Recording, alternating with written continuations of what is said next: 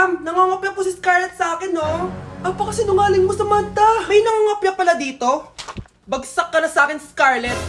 Apakasama talaga ng ugali mo, Samantha. Nay! O anak, anyari sa'yo? Binagsak ako ng teacher ko. Naniwala kasi siya kay Samantha na nangopya daw ako. Totoo ba yun, Scarlett? Hindi, Nay. Siya talaga yung nangopya sa akin. Walang hiya yan ah! Humanda siya sa akin! Tara, anak! A few moments later. Ma'am, bakit niyo po kami pinatawag dito? Eh kasi yung anak mo, sinungaling. Siya naman talaga yung nangopya kay Scarlett eh. Hindi po totoo yan. Para malaman natin kung sino nagsasabi ng totoo sa inyong dalawa, mag-quiz na lang kayo ulit. Patay ako nito. Humanda ka ng mapahiya, Samantha. Okay, time's up. Pass your papers. Scarlett, naka-perfect ka. Yes! Talino talaga ng anak ko. Samantha, wala kang tamang sagot. Ikaw talaga ang totoong nangungopya. Nakakahiya ka, Samantha. Humanda ka sa akin sa bahay. Tara! Huwag po, Nay!